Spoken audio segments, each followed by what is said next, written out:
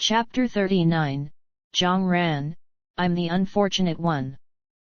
Jiang Ran and his two companions approached the counter and inquired about how to receive tasks. The staff smiled and reminded them that they must complete real name registration before taking on tasks. If you have your ID card, you can directly register using it. If not, remember your ID card number or directly report the address on your ID card, the staff explained. Jiang Ran was somewhat surprised. The safe zone still has a connection to the national network. Yes, the staff nodded with a smile, there's also a safe zone on the central side. Despite the proliferation of mutant beasts outside, the main network is still operational. The three of them voluntarily provided their names and ID card numbers. The information of the three immediately appeared on the computer screen in front of the staff.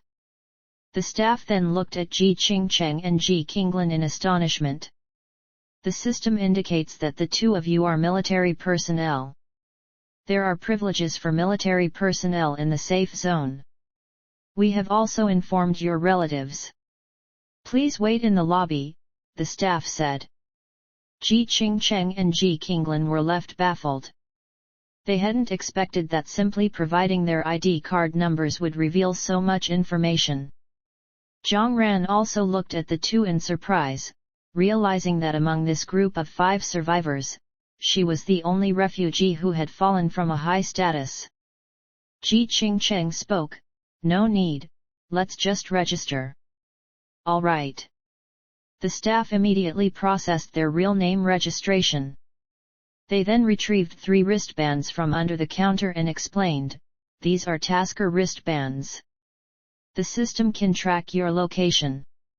If you don't want to reveal your whereabouts, you can manually deactivate this feature."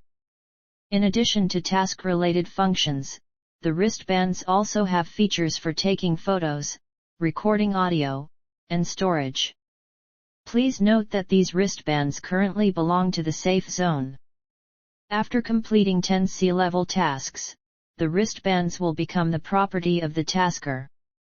In case of damage, compensation or purchasing will require 1,000 task points. The staff went on to explain a series of instructions and handed them a manual detailing task levels and how to use the wristbands. Currently, there were 4 levels of tasks released by the safe zone: S, A, B, and C as for acquiring the wristbands. Besides completing 10 C-level tasks, they could be obtained by completing an equivalent of 3 B-level tasks or 1 A-level task. The wristbands could be connected to the network at any time and even had a payment function.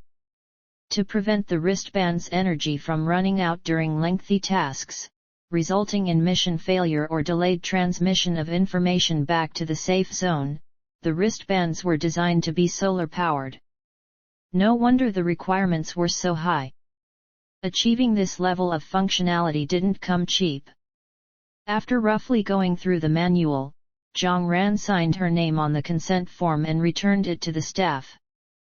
The staff then activated a white metal textured wristband using a device and handed it to Jiang Ran. Activating the wristband meant it was now linked to her. "Wow, this wristband is so pretty." The wristbands for the brothers were black, and Qinglin particularly liked the metallic texture. Jiang Ran was also quite satisfied. She tapped on the wristband and discovered that she could receive tasks in real time using it. This meant that if she found or collected items required for other tasks while completing a task, she could directly accept those tasks on the wristband. The Safe Zone's database would update real-time information on each task's acceptance and duration. Although the wristband's screen was small and had limited information display, Jiang Ran looked up at the large screen in the center of the lobby. It was showing scrolling information about available tasks of various levels, with C-level tasks being the majority, followed by B-level tasks, and just 1 A-level task. There were no S-level tasks available. C-level tasks were generally search missions, involving tasks like hunting down and killing evolved creatures or obtaining specific special items based on the safe zone's requirements. B-level tasks were exploration missions, essentially reconnaissance missions that required investigating specific areas for the types and quantities of mutant or evolved animals, and providing photo and audio evidence. A-level tasks involved investigating extremely dangerous red zone areas. In the safe zone, there was a clear distinction between evolved creatures and mutant creatures. Evolved creatures were those that had counterparts in the human-animal database, like the giant wolf pack they had encountered earlier. Mutant creatures, on the other hand, were like the earlier encounter with tall, well-built creatures that didn't resemble any naturally occurring species. As they looked at the scrolling information on the screen, Jiang Ran began to grasp an understanding of the safe zone's tasks, and the two brothers beside her were also reading. Qinglin clicked his tongue. None of these tasks seem easy. Even the simplest sea-level task carries a risk of losing one's life. Qingcheng continued, that's why the rewards are so high. Brother, which task do you think we can take on now? Qinglin asked his older brother Qingcheng curiously. We can do any of them, Qingcheng replied nonchalantly. Since every task was challenging, it didn't matter which one they chose. He then turned to Jiang Ran and asked, Jiang Ran, what do you think? Which task do you want to take on? Jiang Ran thought for a moment. Let's go with a sea-level task involving gathering resources. It should be a bit easier. Mainly because she had a lot of resources in her space, she could directly exchange them for points, and this way, no one would suspect her. Sure. Just as Qingcheng was about to nod, a hearty voice suddenly boomed from behind. Ha ha ha, my dear nephew, we finally meet again. Hearing this familiar voice, the three turned around and saw a middle-aged man who stood at 1.8 meters tall, with a full beard and a face that carried a mix of honesty and shrewdness. Qinglin was overjoyed. Uncle, weren't you transferred to another province? How come you're here? I got transferred back. The middle-aged man carefully looked at his nephews, assessing that they were uninjured and in good spirits. He nodded in satisfaction. Not bad at all. Your years of diligent practice have paid off, and you've made it here safely. I haven't worried in vain these past few days.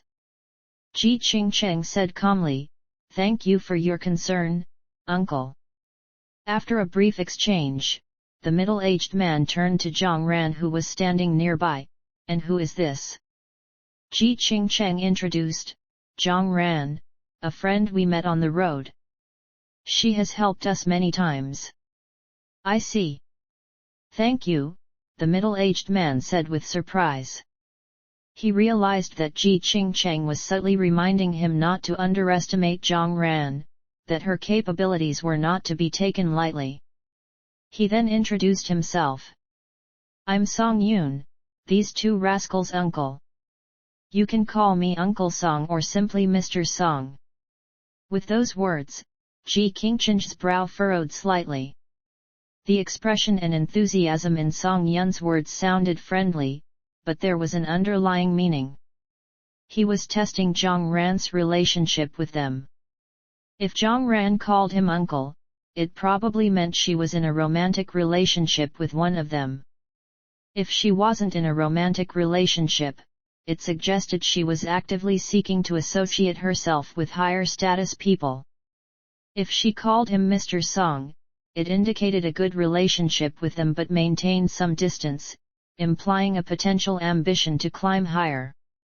No matter what Jiang Ran chose, Song Yun would help the Qingcheng brothers clear the favor they owed from their journey. The people in the base would treat Jiang Ran well due to her relationship with them. Jiang Ran naturally understood this. She chose the third option. After a glance at Song Yun's military rank insignia, Jiang Ran smiled gracefully and said, Colonel Song is too kind. We've been helping each other along the way, so there's no need for anyone to owe anyone anything. Jiang Ran straightforwardly cut to the point, leaving Song Yun slightly embarrassed. Her reply made it evident that she wasn't naive and saw through his intentions. Song Yun wasn't angered by this. Although Jiang Ran's attitude was strong, he didn't think she could hold on for long. Life inside the safe zone might not necessarily be better than the outside.